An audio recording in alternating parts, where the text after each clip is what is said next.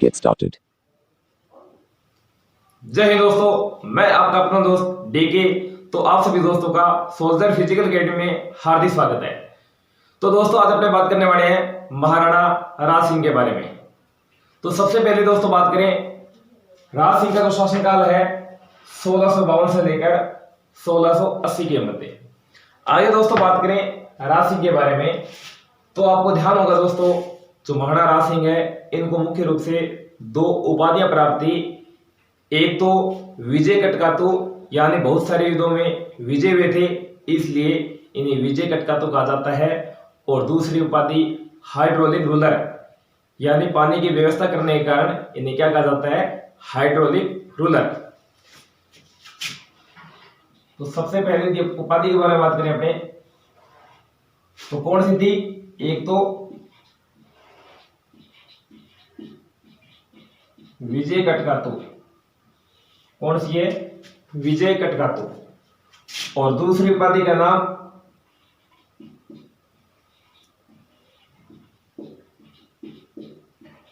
Hydraulic ruler.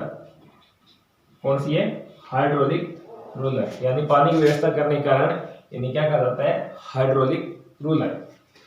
आगे बात करें, जो महाराणा राज सिंह है ये दो मुगल बादशाहों के समकालीन था। एक तो थे अपने शाहजहां और दूसरा औरंगजेब। तो कौन कौन से दो मुगल बादशाहों के समकालीन थे?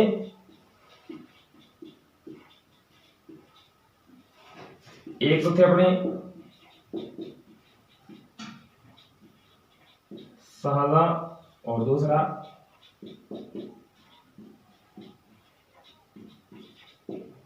औरंगजेब।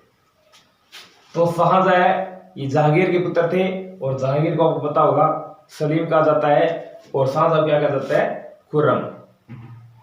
तो जहांगीर सलीम का बेटे का नाम क्या था? शाहजहां खुर्रम। तो आगे बात करें, इनके काल के अंदर ही तुलना दंपत्ति लागू हुई थी, और दूसरा टीका दौड़ का आयोजन करवाया गया था, वो इन्हीं के काल में करवाया गया था। तो एक तो अपने तुलादान पद्धति,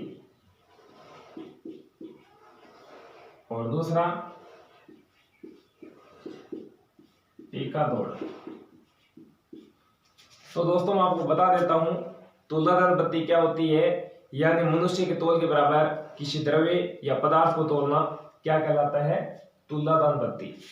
और दूसरा टीका दौड़, यानी राज तिलक से पहले राज्य से बाहर शिकार का आयोजन करवाया जाता था, उन्हें क्या कहते हैं, टीका दौड़। क्या कहते हैं? टीका दौड़। तो ये दोनों इन्हीं के काल में लागू हुए थे, तुलादान पद्धति और टीका दौड़।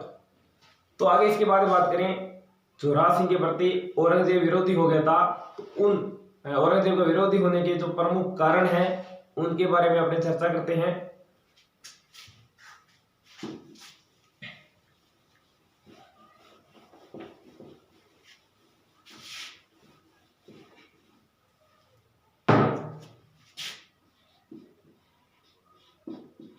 राज सिंह के प्रति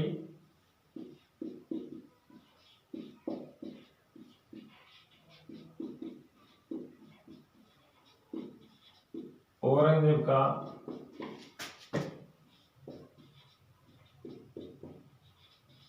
विरोधी होने के प्रमुख कारण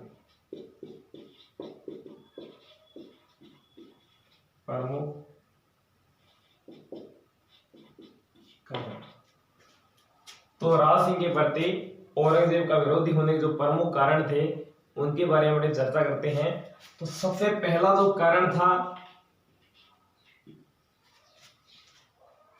तो राज सिंह ने औरंगजेब के जजिया कर का विरोध किया था। तो पहला जो मुख्य कारण है वो क्या है, राज सिंह ने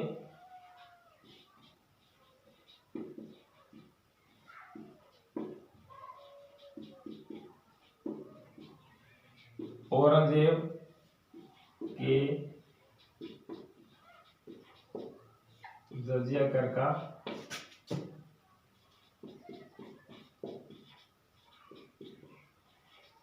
विरोध किया। तो पहला कारण क्या है, राज सिंह ने औरंगजेब के जजिया कर का विरोध किया। और मैं आपको बता देता हूं जजिया कर क्या था, यानी हिंदू प्रजा से लिए जाने वाला जो धार्मिक कर है उसे क्या बोलते हैं, जजिया कर। और औरंगजेब ने यह लागू किया था 1679 में। कब किया था? 1679 में औरंगजेब ने जजिया कर को लागू किया था। दूसरा जो कारण है तो राज सिंह है, इन्होंने चित्तौड़ किले की मरम्मत करवाई थी और मरम्मत करवा के 1615 की जो मुगल मेवाड़ संधि थी उसको तोड़ा। तो 1615 की जो मुगल मेवाड़ संधि थी उसमें यह तय किया गया था कि जो मेवाड़ के शासक है वो चित्तौड़ किले की मरम्मत नहीं करवाएंगे, लेकिन राज सिंह ने क्या मरम्मत करवाकर मुगल मेवाड़ संधि को तोड़ा। तो राज सिंह ने चित्तौड़ किले की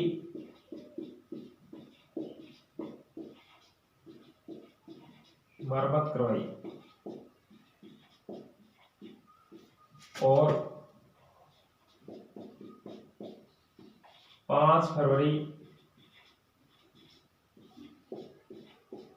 1615 की मुगल मेवाड़ संधि तोड़ी। मुगल मेवाड़ संधि तोड़ी। तो दूसरा कारण क्या है, चित्तौड़ किले की मरम्मत कराकर राज सिंह ने क्या है 5 फरवरी 1615 की मुगल मेवाड़ संधि है उसको क्या है तोड़ा। तो इसके बाद में तीसरा जो कारण है, तो तीसरा जो कारण है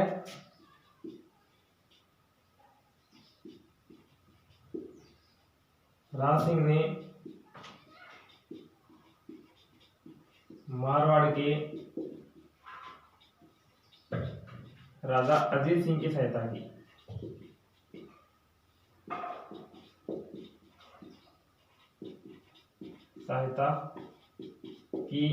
जो औरंगजेब के खिलाफ था। क्या था?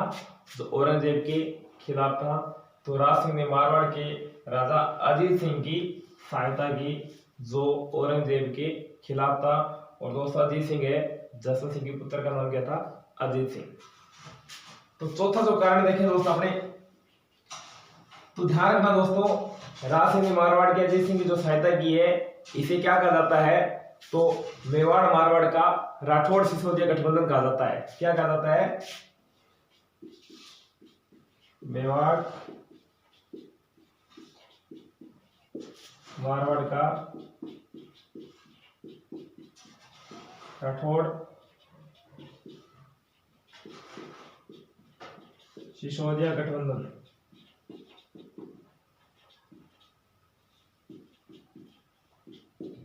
कहा जाता है। तो मैंने आपको बताया है कि राज सिंह ने मारवाड़ के राजा अजीत सिंह की सहायता की थी और इसे क्या कहा जाता है? मेवाड़ मारवाड़ का राठौड़ सिसोदिया गठबंधन। क्या कहा जाता है? राठौड़ सिसोदिया गठबंधन। तो आगे इसके बाद में चौथा जो कारण है उसके बारे में अपने चर्चा करते हैं।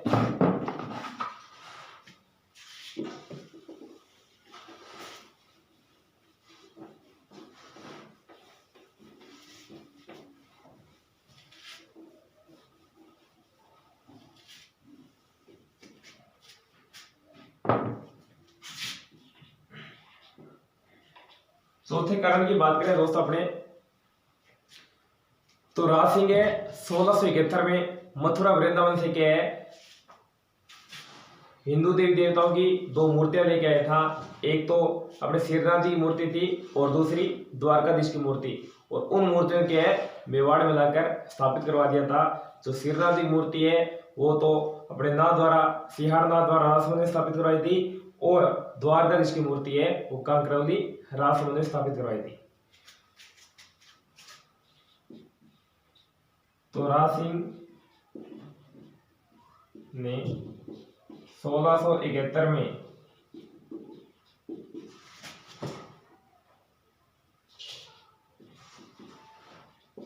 मथुरा वृंदावन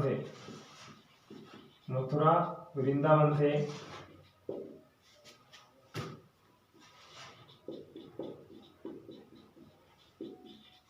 औरंगजेब का विरोध करके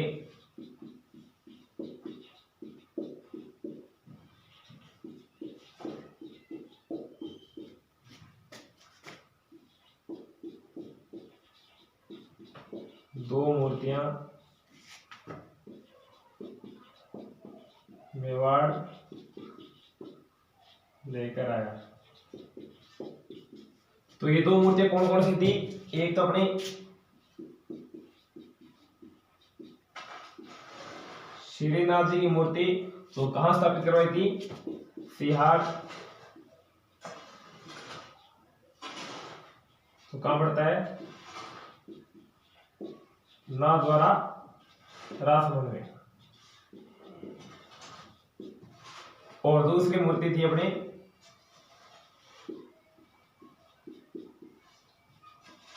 द्वारकाधीश, और ये मूर्ति कहां स्थापित करवाई थी?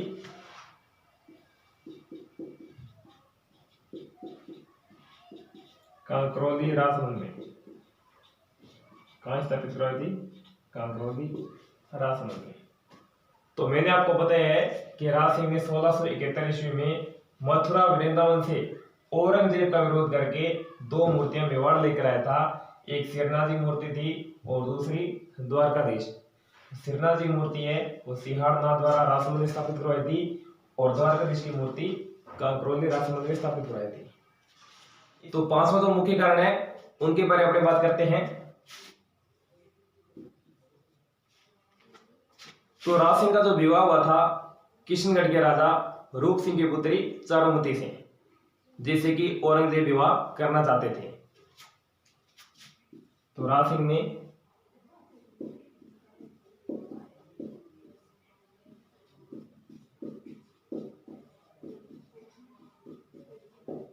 किशनगढ़ के राजा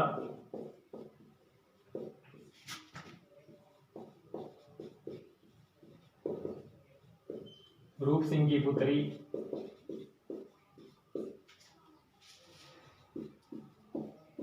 चारुमती से विवाह किया,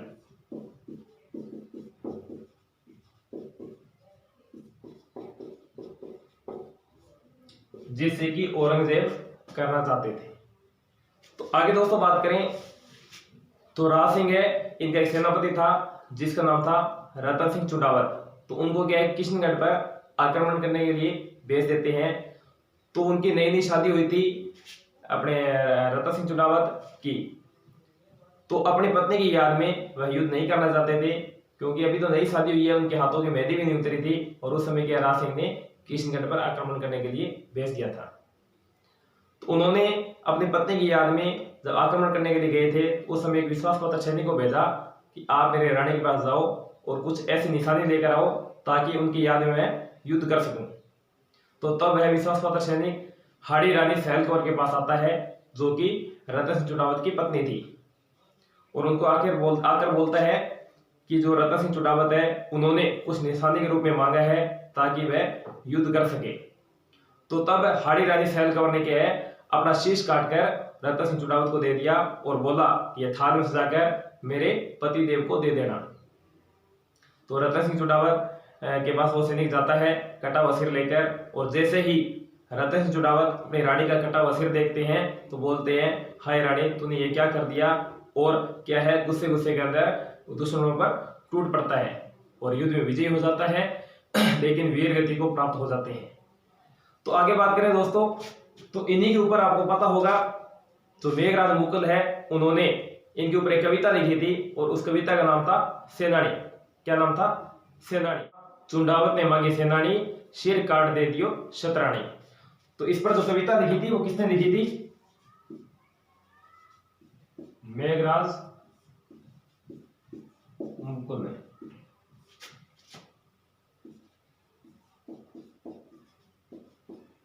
कौन सी कविता थी? सेनानी।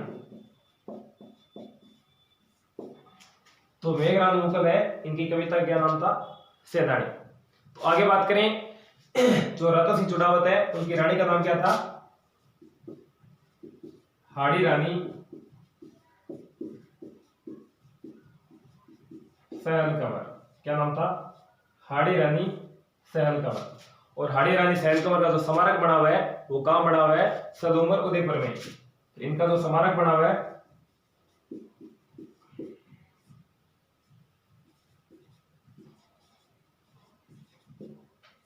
सदुमर, जो कहां पड़ता है? उदयपुर में। तो आगे दोस्तों बात करें, आपको पता होगा राजस्थान की प्रथम महिला सशस्त्र बटालियन का नाम भी क्या है? हाड़ी रानी। क्या है? हाड़ी रानी। तो दोस्तों आपने बात की है कि मेघराज मुकुल ने जो कविता लिखी है वो कौन सी लिखी है? सेनानी कविता। हाड़ी रानी सैलकबर का जो स्मारक बना हुआ है वो कहां बना हुआ है? सदुम्बर उदयपुर में। तो इसके बाद में जो राज सिंह है, इनकी जो सांस्कृतिक उपलब्धियां हैं उनके बारे में बात करते हैं अपने।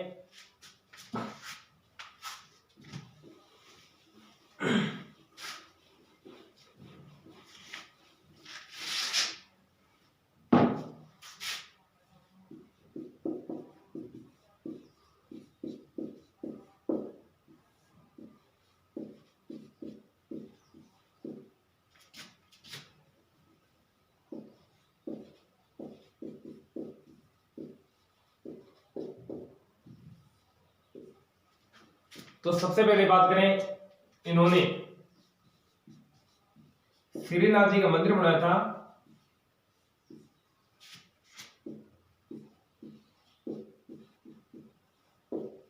ना द्वारा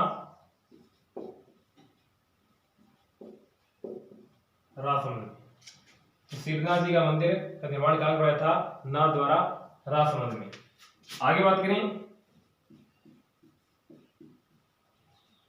द्वारकाधीश का मंदिर का निर्माण कराया था कांकरोली राजसमंद में। कांकरोली तो कहां पड़ता है? राजसमंद में। तो आगे बात करें, तो इन्होंने शरव ऋतु महल का निर्माण करवाया। शरव ऋतु महल तो कहां करवाया?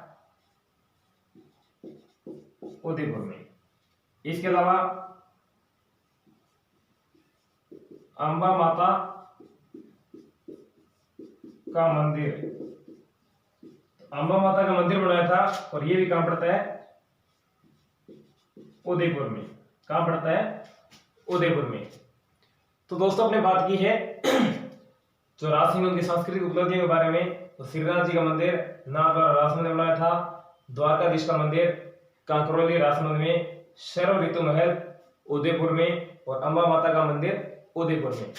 तो दोस्तों ध्यान रखना, एक जगत अंबिका माता का मंदिर है जिसका निर्माण करवाया था राजा अल्लट ने। किसने? राजा अल्लट ने, जो उदयपुर में पड़ता है। लेकिन यहाँ अंबा माता के मंदिर के निर्माण कौन करवाते हैं? राज सिंह। तो आगे इसके बारे में बात करें दोस्तों, तो इन्होंने 1662 में कांकरोली राजसमंद में, कांकरोली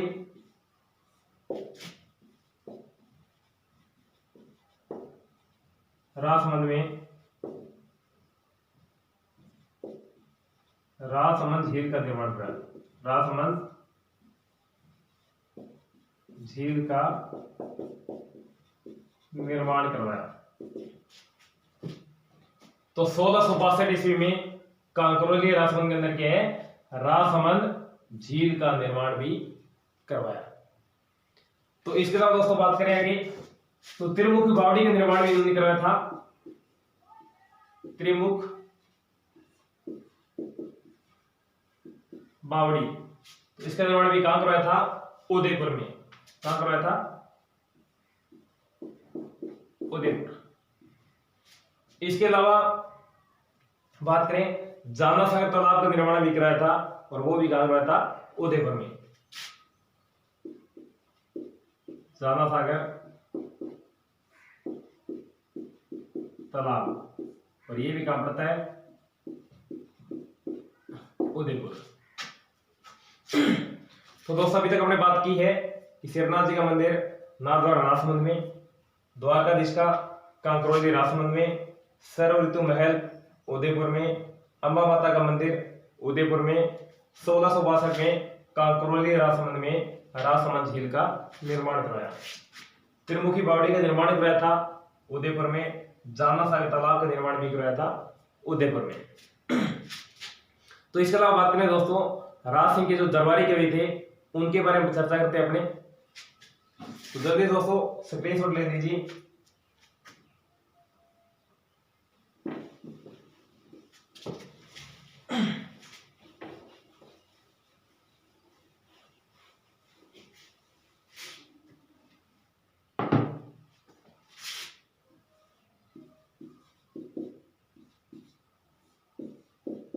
तो राज सिंह के दरबारी कवि के बारे में बात करते हैं।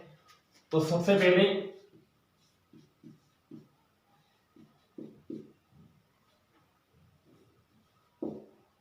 किशोरदास। 2 नंबर पे बात करें अपने सदाशिव भट्ट, सदाशिव भट्ट। 3 नंबर पे रणछोड़ भट्ट तेलंग। पूरा नाम क्या है? रणछोड़ भट्ट तेलंग। तो ये 3 दरबारी कवि थे। तो इन दरबारी कवियों द्वारा ग्रंथ भी रचे गए थे। तो सबसे पहले बात करें अपने किशोरदास ने कौन सा ग्रंथ लिखा था? राज प्रकाश, राज प्रकाश। सदाशिव भट्ट ने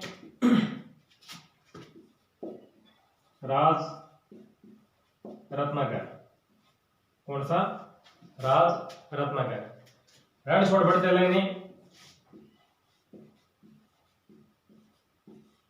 अमर काव्य वंशावली, अमर काव्य वंशावली। और दूसरा था राज प्रशस्ति, राज प्रशस्ति। तो ये 3 दरबारी कवि थे, किशोरदास, सदाशिव भट्ट और रणछोड़ भट्ट। तो किशोरदास ग्रंथ कौन सा था? राज प्रकाश। सदाशिव भट्ट का राज रत्नाकर। रणछोड़ भट्ट तेलंग का अमर काव्य वंशावली और राज प्रशस्ति। तो आगे दोस्तों बात करें, जो राज सिंह है, इन्होंने राजसमंद के अंदर ही राजसमंद झील की नौचौकी पाल पर राज प्रशस्ति 25 शिलालेखों को संस्कृत भाषा में उनका उत्कीर्ण करवाया था। और आपको ध्यान होगा दोस्तों, ये जो राज प्रशस्ति है संस्कृत भाषा की सबसे बड़ा शिलालेख है। तो संस्कृत भाषा में लिखा गया सबसे बड़ा शिलालेख है, वो कौन सा है? राज प्रशस्ति। और इनमें जानकारी मिलती है बप्पा राहुल से लेकर जो राज सिंह है, इनके इन शासक तक इनकी जानकारी मिलती है। इसके अलावा मुगल मेवाड़ सिंध की जानकारी मिलती है इस प्रशस्ति के अंदर, और राजसमंद झील की जानकारी मिलती है। तो आगे दोस्तों बात करें, जो राज सिंह है, इनकी छतरी बनी हुई है कुंभलगढ़ दुर्ग में। कहाँ बनी हुई छतरी इनकी? कुंभलगढ़ दुर्ग में छतरी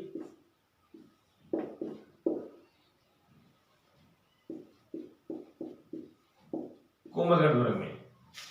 कहाँ बनी हुई है? कुंभलगढ़ दुर्ग में। तो इसके बाद दोस्तों आगे बात करते हैं, आगे शासक बैठेंगे महाराणा जय सिंह। कौन बैठते हैं? महाराणा जय सिंह।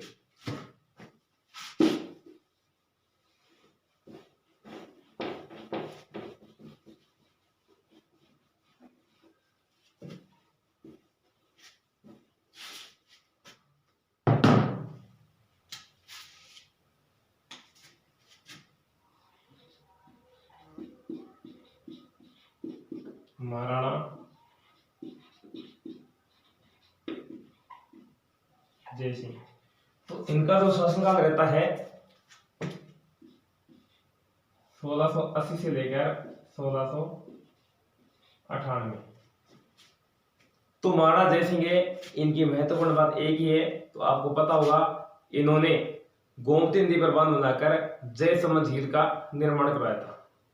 क्या है? गोमती नदी पर बांध बनाकर जयसमंद झील का निर्माण करवाया। गोमती नदी पर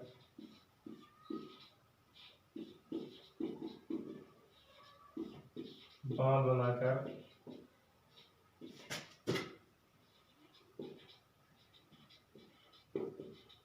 जयसमंद झील का निर्माण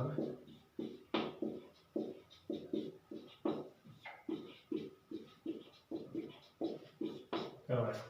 तो गोमती नदी पर बांध बनाकर जयसमंद झील का निर्माण करवाया था। तो आपको पता होगा, राजस्थान की सबसे बड़ी मीठे पानी की झील कौन सी है? जयसमंद झील। और ये कहाँ पड़ती है? उदयपुर में। इसीलिए उदयपुर को क्या है? झीलों की नगरी भी कहा जाता है। तो इसके बाद में आगे जो शासक आते हैं अमर सिंह द्वितीय। कौन आते हैं? अमर सिंह द्वितीय।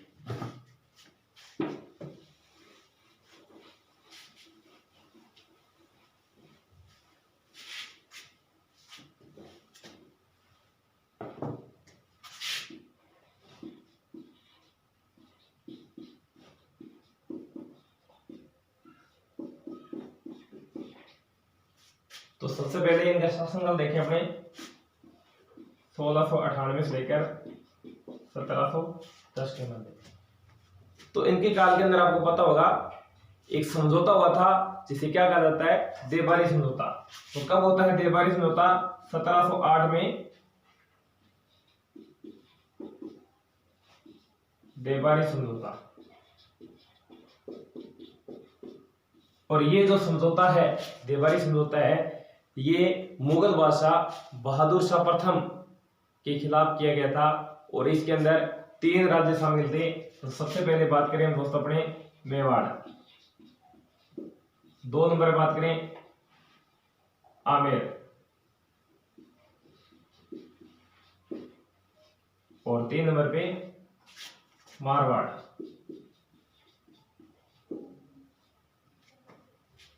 तो मेवाड़ के शासक कौन थे?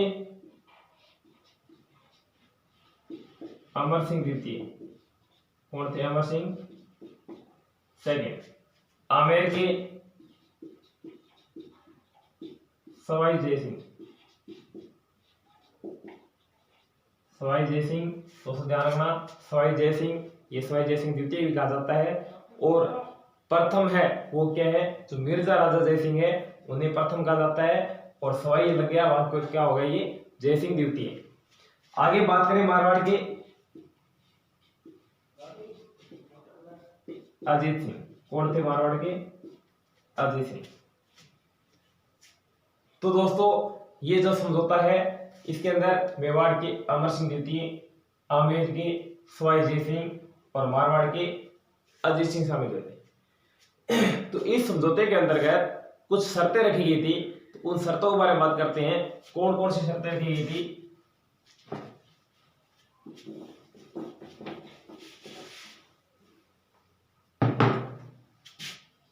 तो इस समझौते के अंतर्गत शर्तें, तो बात करें पहली शर्त की, तो जो सवाई जयसिंह है वह अजीत सिंह है, इनको क्या अपने राज्य लाने में मदद की जाए।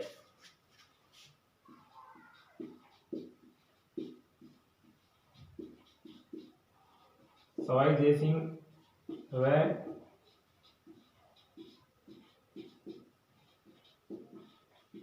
अजीत सिंह को अपना राज्य दिलाने में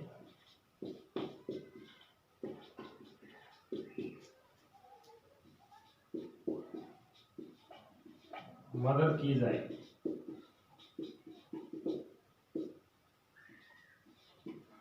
दो नंबर पे बात करें तो अमर सिंह द्वितीय, जिनकी पुत्री का नाम था चंद्रगौरी और जिनका विवाह हुआ था सवाई जयसिंह के साथ। और इसमें यह शर्त रखी गई थी कि जो चंद्रगौरी के आगे संतान होगी वो ही नेक्स्ट उत्तराधिकारी होंगे। तो अमर सिंह द्वितीय की पुत्री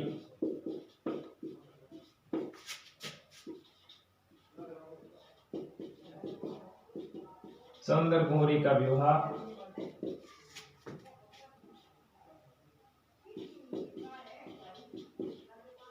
किसके साथ हुआ था? सवाई जयसिंह। किसके साथ? सवाई जयसिंह के साथ। और इससे उत्पन्न होने वाले संतान है वो के आगे उत्तराधिकारी बनेंगे। तो मैंने आपको बताया है कि 1708 का जो देवारी समझौता होता है उसमें क्या है, कुछ शर्तें रखी गई थी। सवाई जयसिंह अजय सिंह को अपना राज्य लाने में मदद की जाए।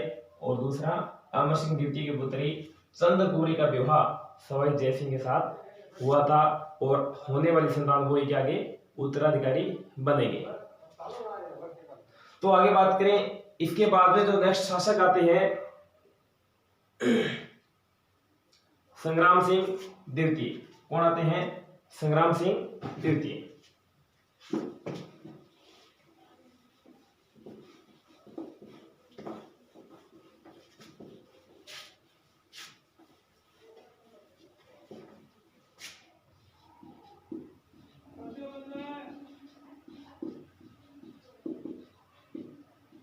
संग्राम सिंह द्वितीय, इनका जो शासनकाल है 1710 से लेकर 1730 34। तो इन्होंने उदयपुर के अंदर सहेलियों की बाड़ी बनवाई थी।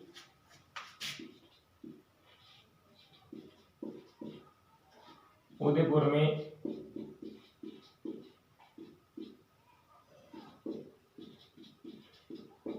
सहेलियों की बाड़ी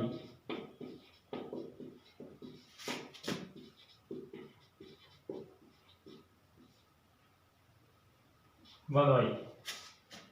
आगे बात करें 2 नंबर पे, तो सीसारामा उदयपुर के अंदर, सीसारामा तो कहां पड़ता है? उदयपुर।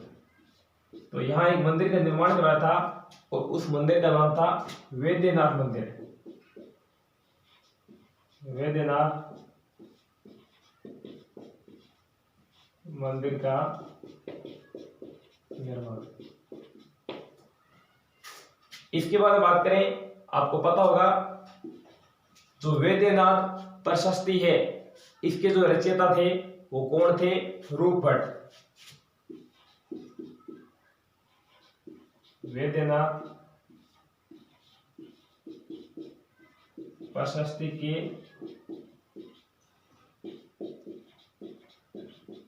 रचयिता रूप भट्ट। कौन थे? रूप भट्ट। तो आगे इसके बाद में दोस्तों बात करें जगत सिंह द्वितीय के बारे में।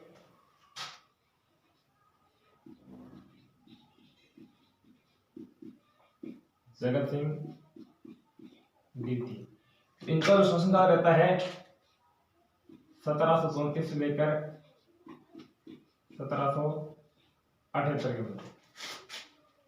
जो जगत सिंह द्वितीय है, इनके काल में पता होगा आपको, इन्होंने पिछोला झील के जगनिवास जो महल है उसका निर्माण करवाया था।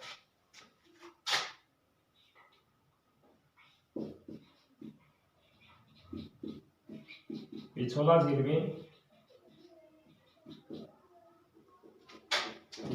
में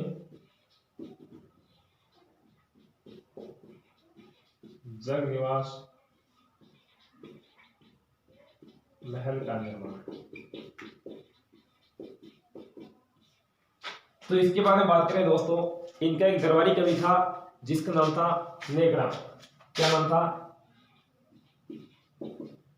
दरबारी कवि जिसका नाम था नेकराम, और इसके द्वारा एक ग्रंथ रचा गया था जिसका नाम था जगत विलास। क्या नाम है? जगत विलास। तो मैंने आपको बताया है जगत सिंह द्वितीय है, इन्होंने पिछोला झील में जगनिवास महल का निर्माण कराया था और इनकी दरबारी कवि का नाम नेकराम था, जिसके द्वारा कौन सा ग्रंथ रचा गया था? जगत विलास। तो इन्हीं के काल के अंदर आपको पता होगा एक अफगान शासक था जिसका नाम था नादिर शाह। क्या नाम था? नादिर शाह। और उन्होंने 1739 ईस्वी के अंदर क्या है? दिल्ली पर आक्रमण किया था। कब किया था? दिल्ली पर आक्रमण। तो इनके काल के अंदर क्या है? अफगान शासक, अफगान शासक नादिर शाह ने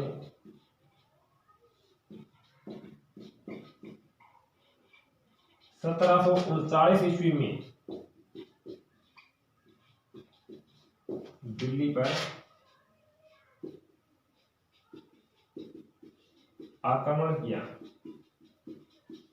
कब किया था? 1739 ईस्वी में दिल्ली पर आक्रमण किया। तो इन्हीं की काल का आपको पता होगा दोस्तों, एक समझौता हुआ था, एक सम्मेलन बुलाया गया था जिसका नाम था हुर्रा सम्मेलन, और यह कहाँ आयोजित किया गया था? भीलवाड़ा में। तो हुर्रा सम्मेलन के बारे में दोस्तों अपने डिटेल से देखते हैं।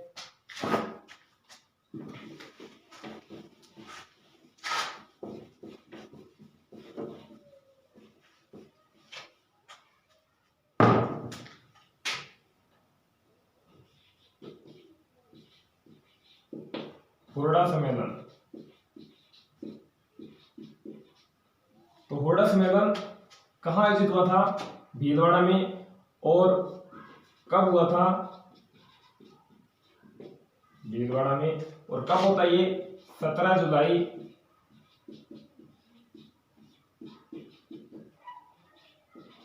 1734 को। कब होता है? 17 जुलाई 1734 को हुरडा सम्मेलन भीलवाड़ा में हुआ था। तो इस सम्मेलन का जो मुख्य उद्देश्य था वो क्या था?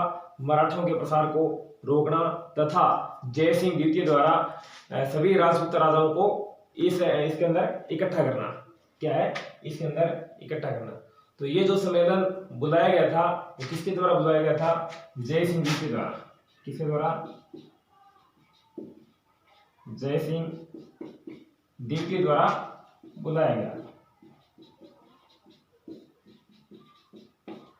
और इस सम्मेलन की जो अध्यक्षता करते हैं वो कौन करते हैं? जगत सिंह द्वितीय। कौन करते हैं? जगत सिंह द्वितीय अध्यक्षता। तो मैंने आपको बताया है तो हुरडा सम्मेलन कहाँ आयोजित होता है?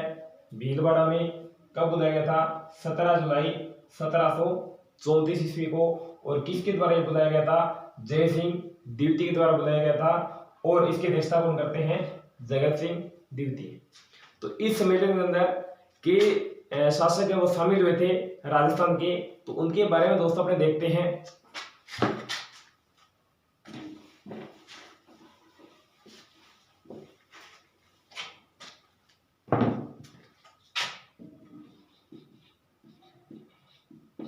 हुरडा सम्मेलन में सम्मिलित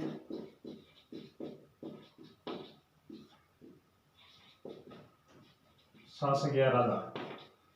तो सबसे पहले बात करें तो मेवाड़ के जो थे इसमें वो कौन थे? जय सिंह द्वितीय। कौन थे मेवाड़ के?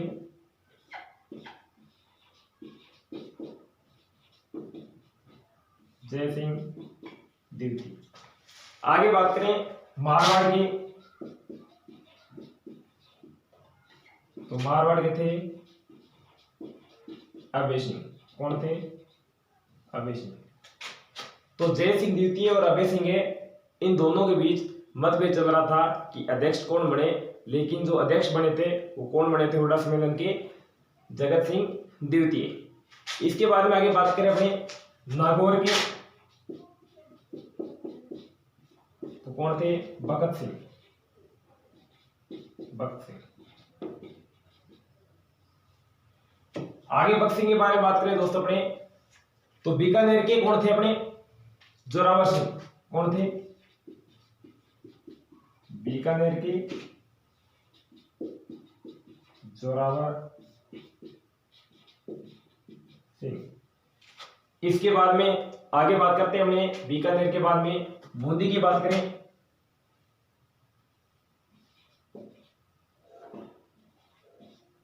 बूंदी। तो बूंदी के कौन थे? दलेल सिंह। कौन थे बूंदी के? दलेल सिंह। इसके बाद में आगे बात करते हैं अपने कोटा की,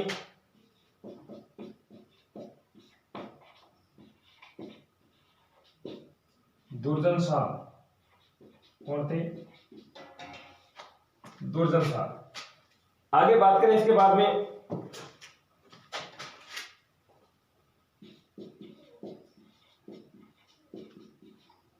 किशनगढ़ के